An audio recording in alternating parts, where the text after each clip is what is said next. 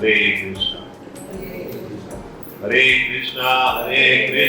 कृष्ण कृष्ण हरे हरे, हरे राम राम राम हरे। आज हम अध्याय 16 की कथा का वर्णन करेंगे। और भगवत गीता में कितने अध्याय हैं? 18 अध्याय। तो 16 का वर्णन करने के बाद 17 और 18 दो अध्यायों की कथाओं का वर्णन ही शेष रह जाएगा, उसको भी हम जल्दी ही पूरा करेंगे। तो जैसा कि आप सब जानते हैं कि पिछले कथाओं में भी हमने जो कथाएं हम सुन रहे हैं, किससे सुन रहे हैं? भगवान शिव माता पार्वती को सुना रहे हैं वो कथाएं, और उनका वर्णन हमें पद्म पुराण के माध्यम से प्राप्त हो रहा है। तो भगवान श्री शिव माता पार्वती से कहते हैं कि अब मैं तुम्हें भगवत गीता के 16वें अध्याय की महिमा सुनाता हूँ, इसको ध्यान से सुनिए। तो 16वां अध्याय बहुत ही महत्वपूर्ण अध्याय है, जिसमें भगवान ने एक विशेष प्रकृति के लोगों का, जो सुर और असुर हैं, उनका वर्णन किया है। तो सूरत जो शहर है अभी भी गुजरात में, सौराष्ट्र में आता था पहले, उस नगर में एक राजा खड़गवाहू राज्य करता था। क्या नाम था उसका? खड़गवाहू। तो खड़गवाहू इस तरह से राज्य करता था जैसे कि इंद्र स्वर्गलोक में राज्य करते हैं। इंद्र कैसे कि पूरे स्वर्गलोक के स्वामी हैं और बहुत ही आनंद ऐश्वर्य के से परिपूर्ण होकर वो अपना राज्य चलाते हैं स्वर्गलोक का, उसी तरह से राजा खड़गवाहू सौराष्ट्र का इंद्र जैसे व्यवहार करते थे। मतलब बहुत ही ऐश्वर्य के साथ, बहुत ही लैविशली अपना जीवन जी रहे थे। उनके पास एक बहुत क्रोधी हाथी हुआ करता था। सभी राजाओं के पास हाथी घोड़े सब कुछ होते थे ना, तो इनके पास एक हाथी था, उसका नाम था हरिमर्दन। हरि मतलब शत्रु, मर्दन उसका नाश करने वाला। हर राजा अपने पास ऐसे जानवरों को रखता था जिससे कि सेना को भेजना ना पड़े और ये जानवर ही जाकर दुश्मन की सेना का नाश कर दे। तो उसका नाम था हरिमर्दन। लेकिन वो क्रोध बहुत करता था।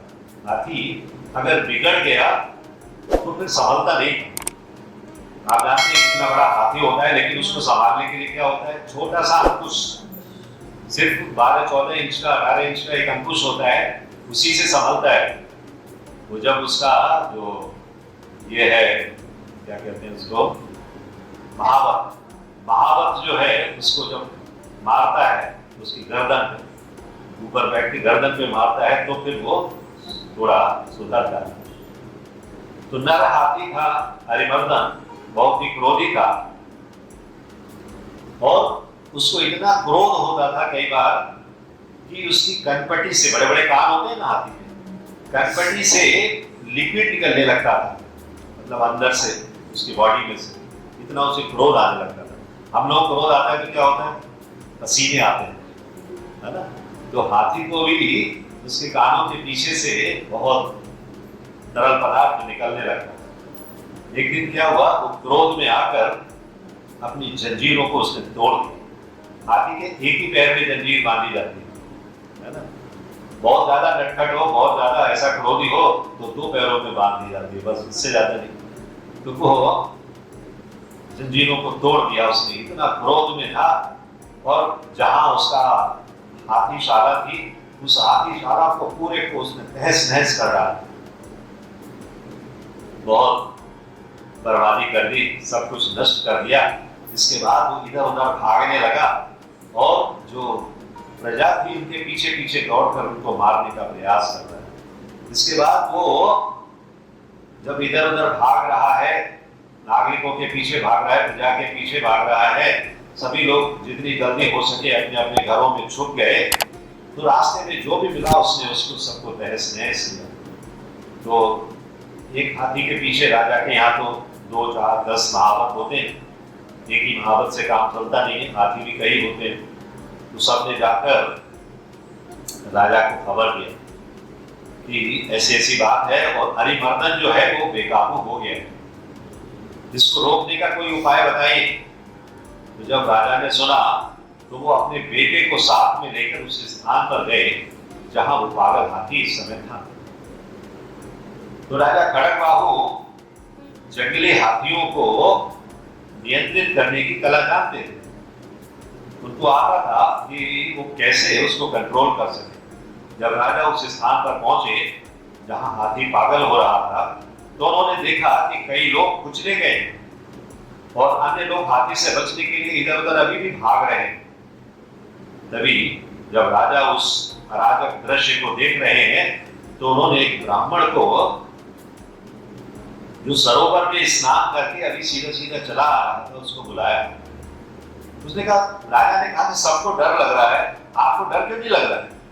ये इतना खूंखार हाथी सब प्रजा के पीछे पड़ा हुआ है, सबके पीछे दौड़ रहा है और काफी लोगों को उसने मार दिया है, और आप अभी सरोवर में से स्नान करके ऐसे निश्चिंत चले आ रहे हैं और हाथी की तरफ ही जा रहे हैं, इसका क्या कारण है? तो वो जो सन्यासी है, जो ब्राह्मण है, जो सरोवर से स्नान करके शांति पूर्वक अपने चित्त को धारण करके चला आ रहा है, वो कहता है कि मैं श्रीमद् भगवत गीता के 16वें अध्याय के प्रथम 3 श्लोकों का मन ही मन पाठ कर रहा हूं अभी, प्रथम 3 श्लोकों का। तो श्रीमद् भगवत गीता का वो अध्याय जहां से शुरू होता है, उसमें एक शब्द आता है अभयम, निर्भरता। अभय मतलब निर्भय होना, फियरलेस। तो मैं फियरलेस हूं, मुझे किस चीज का डर है? हाथी हो या कोई भी हो। जब लोगों ने उस ब्राह्मण को उस हाथी की ओर बढ़ते हुए देखा, तो उन्होंने उसे मना किया कि वो वहां ना जाए, लेकिन उस ब्राह्मण ने एक भी नहीं सुनी और आगे सीधा सीधा चलता चला गया और उस हाथी के पास पहुंच गया। अब आप सोचो क्या हुआ होगा। हाथी के पास पहुंच गया, हाथी उसको देखते ही एकदम स्थिर हो गया एक जगह पर, और ब्राह्मण ने उसके जो ये लटकता है ना यहाँ पर गले के नीचे, उसको सहलाना शुरू किया। गले के नीचे की स्किन को जैसे गाय की, देसी गाय के नीचे भी लटकती है, उस तरह से हाथी के नीचे भी लटकती है। तो उसको सहलाना शुरू कर दिया, और जब हाथी ने ये देखा कि ये मुझे प्यार कर रहे हैं, तो उसका सारा गुस्सा शांत हो गया और वो शांति से वहां लेट गया। जहां वो अभी दौड़ा रहा था लोगों के लिए, वो लेट गया वहां। ब्राह्मण फिर भी कुछ क्षण तक उसके पेट पर, उसके पीठ पर, उसके वक्षस्थल पर सब जगह सहलाता शांतिपूर्वक, और जब वो लेकर रहा वहां पर, तो वो वहां से हट गया, ब्राह्मण हट गया। तो राजा और सभी नागरिकों को बड़ा आश्चर्य हुआ कि ये कैसे संभव हो सका। ये अद्भुत घटना हम देख रहे हैं कि अभी ये हाथी इतना दुर्दांत हो रहा था, इतना निर्दयी हो रहा था कि सबको कुचल रहा था, और अब ये शांति से इसी मार्ग पर जहां वो कुचल रहा था लेटा हुआ। राजा तुरंत उस ब्राह्मण के चरणों में गिर पड़े और उससे पूछा कि आपने ऐसी शांति और अद्भुत शक्तियों को प्राप्त करने के लिए क्या उपाय किए, कौन सी तपस्या की है, कौन सी पूजा की है, मुझे बताइए। तो ब्राह्मण उत्तर देते हैं राजा के लिए कि मैं प्रतिदिन श्रीमद् भगवत गीता के 16वें अध्याय के कुछ श्लोकों का पाठ करता हूँ। अभी भी वो जब सरोवर से निकल कर आ रहे थे स्नान करते हुए, तो वो 3 श्लोकों का पाठ करते हुए चले आ रहे थे। तो 3 श्लोकों का प्रभाव इतना ज्यादा है, अगर पूरा अध्याय पढ़ेंगे, शायद उसमें 20 श्लोक हैं, इससे ज्यादा नहीं है, पूरा अध्याय यदि आप पढ़ेंगे तो कितना प्रभाव होगा। राजा खड़गबाहु तो बहुत आश्चर्य हुआ कि क्या ऐसा भी संभव है। तो भगवान शिव माता पार्वती को जब ये कथा बता रहे हैं, तो बताते हुए आगे कहते हैं कि उस राजा ने ब्राह्मण को महल में आने के लिए कहा, आप मेरे महल में आइए। और वहां जब ब्राह्मण पहुंचे, तो उन्होंने उनको बहुत सारी स्वर्ण मुद्राएं दी, और जो श्रीमद् भगवत गीता के 16वें अध्याय की बात है, उन श्लोकों का जाप करने की शिक्षा ग्रहण की कि उसे किस तरह से इन श्लोकों का जाप करना चाहिए। राजा खुद क्या कहता था कि मैं जंगली जानवरों को नियंत्रण में कर सकता हूँ, लेकिन हाथी नियंत्रण में नहीं हुआ। तो राजा खड़गबाहु कुछ समय तक उन श्लोकों का जाप करते रहे। एक दिन क्या हुआ कि वे अपने सिपाहियों के साथ उस स्थान पर गए जहां उस पागल हाथी को रखा गया था। मतलब पागल तो रह चुका था, अभी पागल नहीं था, तो उसको फिर से बहुत ही सेफ प्लेस में रखा गया जिससे फिर से कहीं तो भड़क ना जाए। और राजा ने कहा कि आप इसको छोड़ दीजिए, इसकी सारी जंजीरें खोल दीजिए, इसका द्वार खोल दीजिए, जो इसके स्थान का द्वार है वो खोल दीजिए और इसको स्वतंत्र कर दीजिए। तो जो नागरिक हैं, जो प्रजा है, जो सेवक है, वो परेशान हो रहे हैं।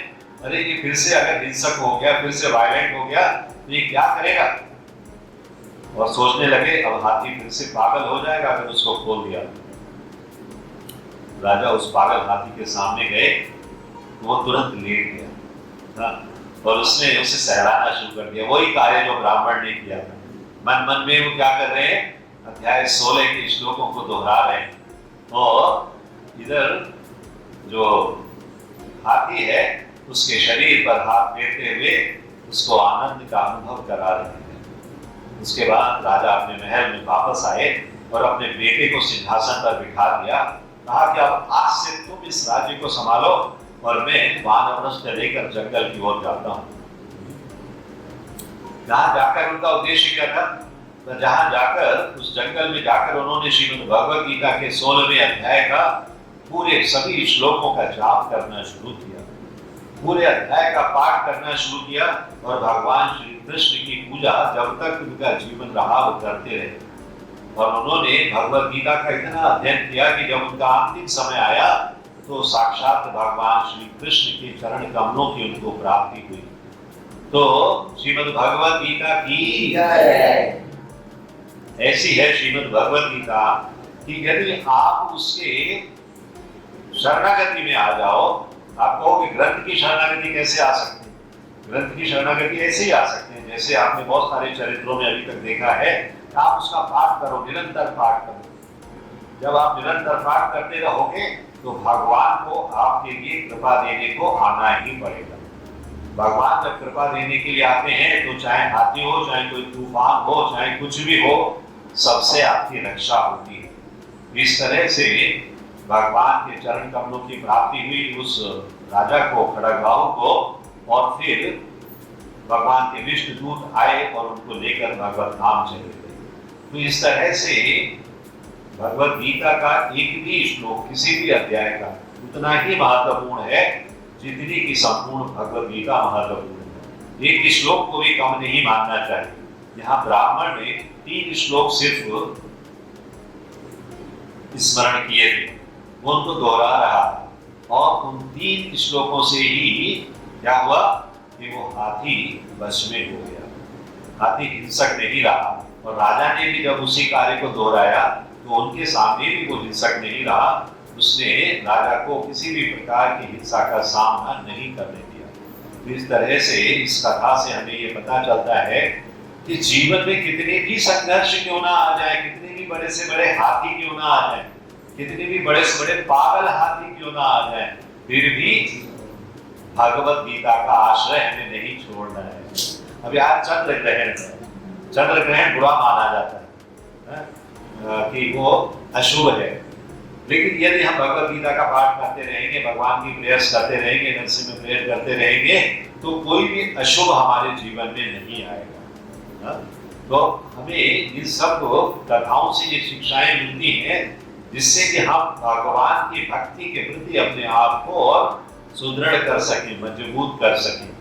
मजबूत करने से क्या होगा, हमारे जीवन में निर्भयता आएगी, निडरता आएगी, और ये निडरता ही हमें भगवत धाम ले जाएगी।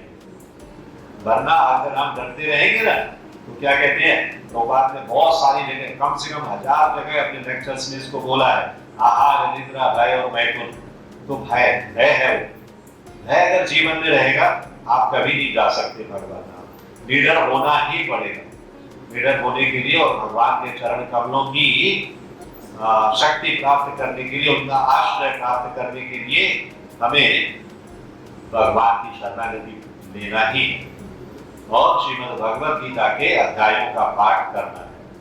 हरे कृष्णा कृष्ण कृष्ण हरे हरे, हरे Ram Ram Ram Ram Hare Hare. If you like this video, press the like button and share it with your family and friends. If you want to watch more such videos, please subscribe to our channel, and for getting updates, press the bell icon.